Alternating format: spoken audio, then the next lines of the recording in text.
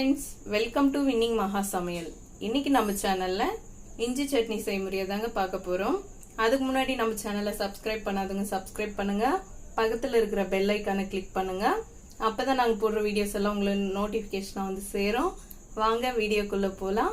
செய்முறைக்கு தேவையான பொருட்கள்: உளுத்தம் பருப்பு 1 டேபிள்ஸ்பூன், கடலைப்பருப்பு 1 டேபிள்ஸ்பூன், தனியா 1 டேபிள்ஸ்பூன், ஒரு மீடியம் சைஸ் வெங்காயத்தை கட் பண்ணி வச்சிருக்கேன், ஒரு சின்ன தக்காளி, ஒரு சின்ன துண்டு இஞ்சி, ஒரு 6 காஞ்ச மிளகாய், ஒரு சின்ன துண்டு புளி, கொஞ்சமா கறிவேப்பிலை எடுத்து வச்சிருக்கேன். இப்போ கடாய் சூடாயிடுச்சு. ஒரு 1/2 டேபிள் ஸ்பூன் எண்ணெய் சேர்த்துக்கலாம். இப்போ எண்ணெய் சூடாயிடுச்சு. நம்ம எடுத்து வச்சிருக்கிற கடலைப்பருப்பு, உளுத்தம் பருப்பு, தனியாவை வறுத்துக்கலாம். ஃபர்ஸ்ட் இப்போ இதை வறுத்துக்கலாம்.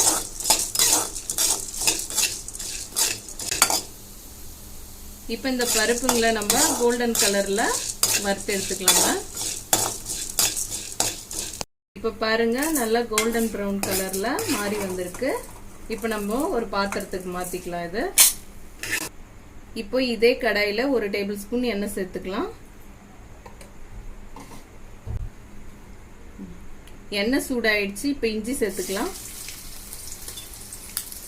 இஞ்சி நல்லா வதக்கி விட்டுக்கலாங்க. இஞ்சில இருக்கிற பச்சை வாசனை போற அளவுக்கு. இப்போ இஞ்சி நல்லா வதங்கிச்சுங்க. இப்போ நம்ம வெங்காயம், கறிவேப்பிலையை சேர்த்துக்கலாம். வெங்காயம் வந்துட்டு இப்போ பாதி வதங்கி இருக்குங்க. இந்த ஸ்டேஜ்ல நம்ம காஞ்ச மிளகாய் சேர்த்துக்கலாம். புளி சேர்த்து வதக்கலாங்க. காஞ்ச மிளகாய் வந்துட்டு வறுபட்ட உடனே நம்ம தக்காளி சேர்த்துக்கலாங்க.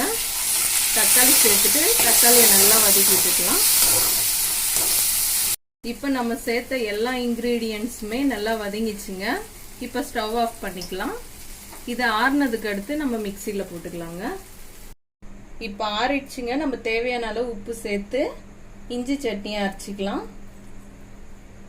இப்போ இஞ்சி சட்னியை இது மாதிரி கன்சிஸ்டன்சில அரைச்சி வச்சிருக்குங்க. ரொம்ப மெத்துன்னு அரைச்சிடாதீங்க, சட்னியோட டேஸ்ட் மாறிடும்.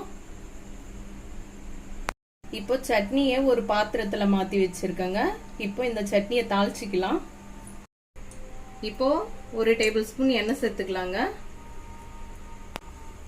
இப்போ எண்ணெய் சூடாயிடுச்சு. நம்ம ஒரு 1/2 டேபிள் ஸ்பூன் கடுகு சேர்த்துக்கலாம்.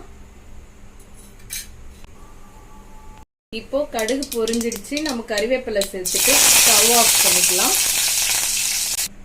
இப்போ நம்ம இந்த சட்னியை தாளிச்சிடலாங்க.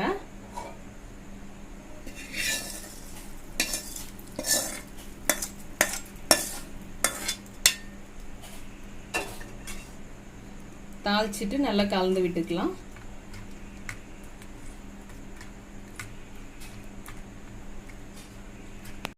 டேஸ்டியான இஞ்சி சட்னி ரெடி ஆயிடுச்சு.